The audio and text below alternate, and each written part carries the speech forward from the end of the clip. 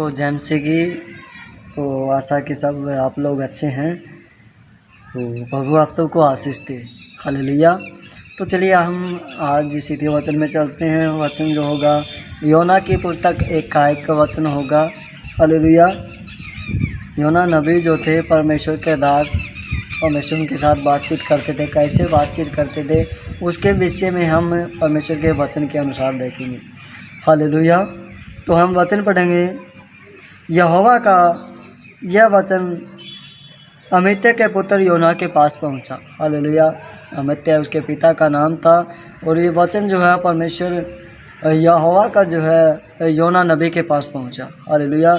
जो बहुत बड़े भविष्यवक्ता, याजक और नबी कहलाते थे, परमेश्वर के दास थे। हालेलुया। उसको कहा गया, उठकर उस बड़े नगर निनवे को जा, उसके विरुद्ध प्रचार कर, क्योंकि उसकी बुराई मेरी दृष्टि में बढ़ गई है। हालेलुया। परमेश्वर की दृष्टि में निनवे जो नगर था, कि छोटा सा गांव था, और उसकी जो है क्या बुराइयाँ जो है बढ़ गई है। हालेलुया। परमेश्वर की नज़रों में इसकी बुराई, उनके पाप जो है बढ़ चुके थे। और परमेश्वर ने योना नबी को उस नगर में जाने की आज्ञा दी कि मेरा प्रचार कर। हालेलुया। उनमें परमेश्वर ने कहा कि तो इस नगर में जा और कह कि 40 दिन की परमेश्वर ने आज्ञा दी। 40 दिन के अंदर जो है निनवे शहर पूरा नष्ट कर दिया जाएगा। हालेलुया। लेकिन योना ने भी जानता था कि वो शहर यहोवा परमेश्वर ने ही बनाया है, यहोवा ही को हर एक मनुष्य को रचा है। परमेश्वर ऐसा नहीं करेगा। परमेश्वर मुझे झूठा ठहरा सकता है। हालेलुया। और योना नबी जो है उस निनवे शहर में जाना भी नहीं चाहता था। वो किसी दूसरे और नगर में जा रहा था। हालेलुया। प्यालू नगर जो है उसके अंदर योना नबी जा रहा था, लेकिन अचानक से समुद्र के अंदर तूफान आ गया। हालेलुया। जो योना नबी जहाज़ के अंदर निचले हिस्से में सोया हुआ था। हालेलुया।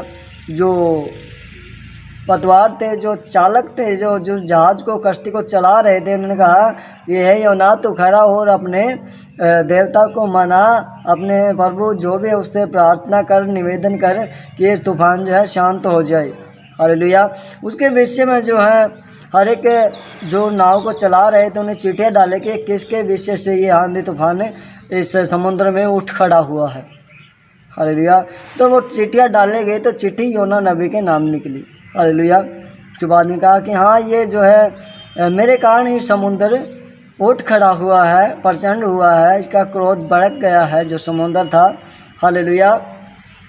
तो आगे जब जाता है तो उसको कहता कि आप मेरे को इस समुद्र के अंदर डाल दो ताकि ये तूफ़ान और आंधी जो है शांत हो जाएगी। हालेलुया। क्योंकि वह भी उससे घबरा गए थे कि ये यहोवा परमेश्वर का भय मानने वाला मनुष्य है, इसे हम ऐसा नहीं कर सकते हैं। लेकिन उन्हें ऐसा करना पड़ा वो आंधी और तूफान को शांत करने के लिए। हालेलुया। उसको उठा करके उन्हें समुद्र के अंदर डाल दिया गया। हालेलुया। समुद्र के अंदर डालने के बाद भी परमेश्वर ने, लिखा गया है कि मत जो मछली है उसको आज्ञा दी कि इसको निगल जाए। तो परमेश्वर ने आज्ञा दी, मछली को उसको निगल लिया। और जब योना नबी उस मछली के पेट के अंदर परेशान हुआ, दिक्कत, उसका सांस रुकना बंद हुआ, तो उससे परमेश्वर से फिर प्रार्थना की कि हे पिता, मुझे यहाँ से तू बाहर निकाल, मैं तेरी महिमा करूँगा, तेरे नाम का धन्यवाद दूंगा। हालेलुया। उसके बाद में परमेश्वर ने मछली को आज्ञा दी और कहा कि तू इसे निनवे शहर के तट पर उगल देना। हालेलुया। तो जहाँ पर परमेश्वर ने योना को आज्ञा दी थी प्रचार करने के लिए, उसी नगर के तट के ऊपर मछली को आज्ञा दी। उसे वहाँ योना निनवे शहर के किनारे पर जाकर पर मछली को, जो योना नबी था, उसको उगल दिया। हालेलुया। जब वह निनवे शहर को गया, हालेलुया, तो उसके अंदर उसे जाकर के परमेश्वर का प्रचार के विषय में चौकों पर खड़े होकर के आवाज़ें लगाई। कहा कि तुम अपने पापों से पश्चाताप करो, क्योंकि निनवे शहर जो है 40 दिन के अंदर पूरा का पूरा नष्ट होगा, क्योंकि परमेश्वर का क्रोध इनके ऊपर भड़क चुका है। हालेलुया।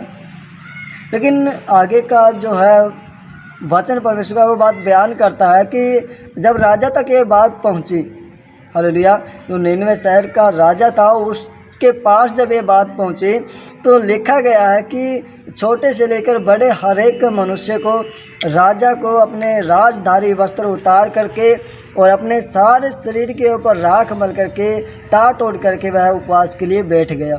पूरे नीनवे शहर को दूध पीते बच्चे, जीव जंतु हर एक को जो है 3 दिन के उपवास किए और परमेश्वर की योजना जो है उनके प्रति बदल गई। हालेलुया। तो मेरे प्रिय जी, जो नीनवे शहर को परमेश्वर ने योजना बनाई थी उसको नष्ट करने की, उसी परमेश्वर ने उस नीनवे शहर को 3 दिन के उपवास के अंदर पूरे शहर को बचा लिया। परमेश्वर ने अपनी योजना को बदल दिया। हालेलुया। तो मेरे प्रियो, इस वचन के साथ मेरा आज का जो मैसेज है वो ये है, कितनी भी बड़ी परेशानी क्यों ना हो हमारे ऊपर, लेकिन हम परमेश्वर से प्रार्थना करें, निवेदन करें, उपवास करें, वो प्रार्थना के द्वारा परमेश्वर अपनी योजना को बदल देगा। हालेलुया। तो मेरे प्रिय जी, जो इन वचन के साथ आज परमेश्वर आप सबको आशीष दे, बरकत दे। God bless you. चलिए आज के इस वचन के लिए हम प्रार्थना करते हैं। परमेश्वर आप सबको आशीष दे। हालेलुया। धन्यवाद अनुग्रहकारी दयालु परमेश्वर, आपका धन्यवाद देते हैं प्रभु जी। आज जो हमने वचन पढ़ा खुदा बाप, योना की पुस्तक थे 1 और 2 वचन प्रभु जी, वचन के द्वारा खुदा बाप आपके हर एक का प्रिय चीज़ बेटा बेटी आशीष को पाए और यहाँ परमेश्वर अनेक मुसीबत अनेक बीमारियों से आप इन्हें आज़ाद करें और ब्लेस करें। खुदा बाप जीसस फादर, आपका धन्यवाद करता हूँ जो मैंने प्रार्थना की अपने प्रिय चीज़ों के लिए। खुदा बाप जितने भी इस वीडियो को देखे वो आशीष को पाए, बरकत को पाए, चंगाई को पाए। खुदावन अनुग्रहकारी दयालु परमेश्वर, आपका धन्यवाद। और धन्यवाद के साथ ये प्रार्थना हमारे उद्धारकर्ता मुक्तिदाता प्रभु यीशु के सामर्थ्य और जलाली नाम से और पिता से मांगते हैं और पा लेते हैं। सब बोले आमीन।